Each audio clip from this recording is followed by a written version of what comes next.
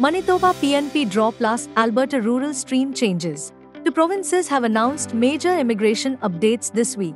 Manitoba issued new invitations through its skilled worker pathways, and Alberta has tightened eligibility rules for its rural renewal stream, with changes coming in January 2026. Here's what's happening in both provinces and who is affected. Manitoba PNP draw. Manitoba held its latest skilled worker draw on 21st November. Invitations were issued both to in-Canada workers and skilled workers overseas. All selected candidates had previously been targeted through provincial recruitment initiatives. A total of 35 letters of advice to apply were issued through 4 recruitment channels. Manitoba draw breakdown. 18 invitations went to employer services candidates. 8 went to the Francophone community candidates. Another 8 invitations went to candidates through regional communities. And 1 invitation was issued through a temporary public policy for prospective nominees. 5 of the total invitations went to applicants tied to express entry. Manitoba strategic recruitment.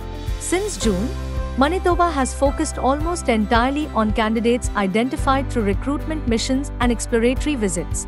These initiatives allow Manitoba to pre-select skilled workers based on labor shortages. Candidates cannot apply directly. Manitoba must choose them.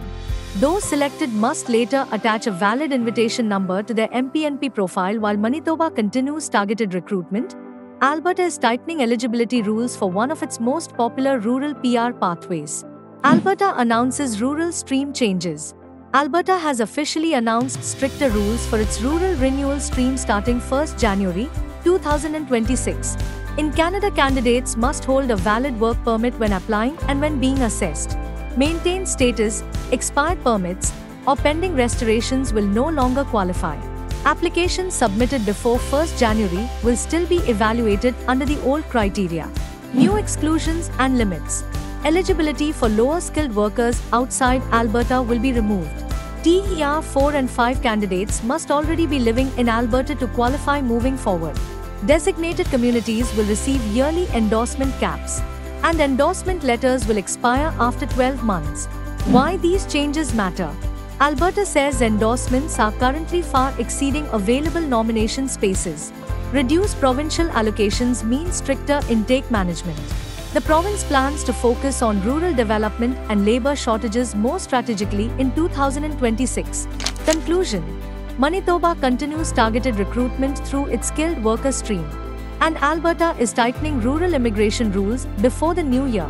More draw updates and policy changes are expected across provinces in the coming weeks. This is the end of today's video update. We hope you found it helpful. Thank you for watching, and if you enjoyed the video, hit the like button, subscribe to our channel, and press the bell icon to stay updated with the latest Canada immigration news.